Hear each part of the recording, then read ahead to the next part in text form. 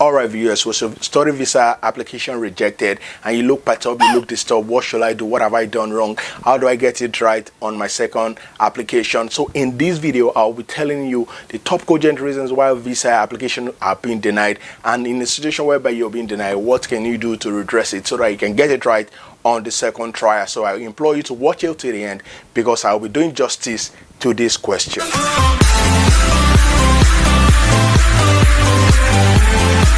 Okay viewers, so welcome back to my YouTube channel. I still remember my humble self, MC Bernardino. This is Canada Reality, where I dish out content for those that are in Canada and those that are aspiring to migrate into Canada. If this is your first time on this YouTube channel, please hit on the subscribe button, turn on the notification bell so that anytime I drop a video, you'll be among the first to get it. And if you enjoy this video, please smash on the likes button. Just like I told you, I get a lot of, like every other day, I get message on my Facebook, Twitter, WhatsApp, Instagram, YouTube, people telling me, oh, my application has been rejected. What do I do next? How do I get it wrong? Can you please advise me? So this video is actually meant to actually address that question, because I know that people get rejected a lot. So all right, let me just go into the nitty-gritty of why visa application. The number one reason why visa application have been rejected is because of finance. And I know that is where people get it wrong so many occasions. You get a rejection letter that states that I'm denying your application today because I do not feel you have the financial competence, capability to study, to take up this program. So I get that reasons a lot. So what you can do is this: the main stipulation, the requirement rather from IRCC when you're applying is that they expect you that when you have a tuition fee, take for instance, if your tuition fee program that you're studying per annum, the tuition fee is 16,000 Canadian dollars. Actually, if you can pay the whole tuition fee, that will sound right. If you can pay the whole 16,000, I always encourage that. And in a situation whereby you cannot pay the 16,000, at least pay half of that for first semester, which is 8,000. And if you do that, you need to be able to show the remaining balance of that tuition fee in your bank account that you'll be submitting. Don't forget, you'll be submitting a bank statement for last 4 to 6 months. So you should be able to show the remaining balance of your tuition fee in the bank statement. And in addition to this, according to IRCC, they believe that for an international student, you need at least a minimum of 10,000 Canadian dollars per annum for your living expenses, for your feeding, for your housing, for your miscellaneous, whatever you want to do. Minimum of 10,000 Canadian dollars suffice for an international student. So that implies that you need to show that 10,000 Canadian equivalent in your bank statement likewise too. So those two money you need to show it, and also the more money you can show in your bank statement, the better for you. And for those that are doing more than one year program, if you're doing 2 years program or a bachelor's or 3 to 4 years, you need to show as many huge amount of money in your bank account, just to prove that while you're studying in Canada, you would not work. Because one of the major reasons why visa have been denied is that IRCC believe that some international students, because they do not have a lot of money, they end up working. And don't forget, you can't do more than 20 hours as an international student. So they want to try to mitigate that. That's why they would rather deny your application than give you that application. So it is very pertinent for you to know that finance constitutes a very huge reason while if you don't get it right, your visa application might be denied. Once again, for your sponsor, anybody can be your sponsor, but the closer the sponsor is to you, the better for you. Don't forget, like I said earlier on, that you need to show a minimum of bank statement for the last 4 to 6 months. You need to provide that when you are uploading to submit your study permit application. And try as much as possible, whoever your sponsor is, the bank statement should try as much as possible to show consistency in money inflow and outflow. I mean, IRCC do not just want to see, IRCC do not want to see a situation whereby 2 months or 1 week or 2 weeks to your application submission, you just deposited a huge sum of money into the bank statement. No, that will pose a red flag, and because of that, rejection might be looming. So try as much as possible to use a bank statement. Your sponsor's bank statement should be, try as much as possible for you to make it real. What it implies is that don't be in a rush to apply for that study visa. If you know you have not built your bank statement suitable enough, you can actually defer your admission to another time, just to make sure, because if you do not get the bank statement right, your application might be denied on the first, second, or whatever time you're trying. Another reason why applications are being denied again could be because you lack sufficient tiles to backhoe. I mean, that is another very huge reason that you need to address. So when you're trying to apply for your application, you need to show IRCC, the visa officer, that you have sufficient ties to back home. That implies that you have enough things that will take you back home when you're done studying in Canada. Don't forget, IRCC know of the dual intent. Dual intent means that they know that when you finish studying, you might want to work because you're entitled to postgraduate work permit. And after that, they believe that you should go back to your country. So you need to be able to show IRCC, the visa officer, that when you're done with your study, with your postgraduate work permit, you'll be going back home. So you need to show that ties to back home.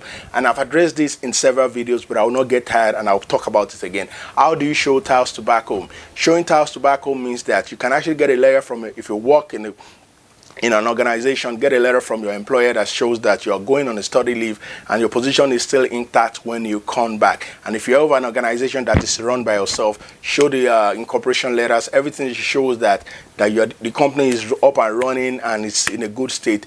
All that, you need to show it. And if you're married, put your marriage certificate there that shows that you're married, your wife is back home working, your kids are back home. Those are ties to back home. If you have properties, landed properties, all those things are what you can show, just things to show that you're okay back home. And when you're done studying, for sure you will be going back to where you came from. Another very important thing that can actually work for you is if you have travel history.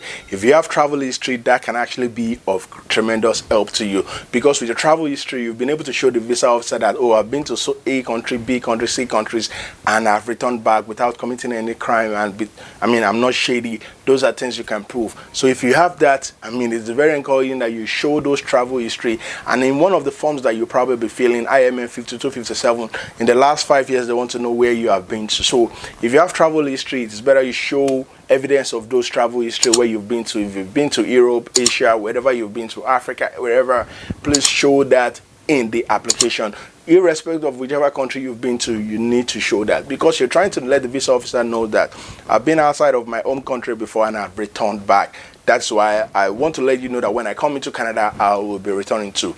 And on the other side too, if you haven't traveled out of your home country before, probably Canada will be the first. That's not a bad idea. That doesn't mean that your visa will be rejected. All you can actually do is that try as much as possible to show it in the letter of intent that you'll be coming to Canada and you'll be going back to try and explain yourself. And in addition to this, to get a police clearance certificate from your home country to show that even while you're still in your home country, you're a good citizen and you'll be doing everything right. You've never committed any crime and you are of good character. Another very salient reason why visa have been rejected that people find disturbing is that purpose of study. Some people reach out to me and will be like, oh my God, why are they asking me for the purpose of my study when it's obvious that I'm coming to come and study in Canada? So what that simply implies is that the visa officer is trying to say that they do not see any job prospect in your home country. This actually happens mostly to those that are applying from a third world country, because the visa officer is looking at it that, oh, even if you come to study in Canada, there's nothing that entices you for you to go back home, because there are no job prospects, because of less development, less economy from where your home country is. And that is what there's little to nothing that you can do, because it is not your fault that you were born or you're a citizen of a third world country. But what you can actually do to actually mitigate that is that try as much as possible in your letter of intent, try as much as possible to show your career progression, educational advancement, everything. You need to show it, because you need to be able to show the visa officer that, okay, I finished my bachelor's, I had my master's back home, if you have it, or your PhD, whatever, even if it is just your BSc, or I've worked in so place A, B, and C, and my intention is that when I come into Canada, I just want to study project management, whichever program you want to study, get my postgraduate work permit, get my international work experience, and go back because my position is still intact. Try as much as possible to make it more convincing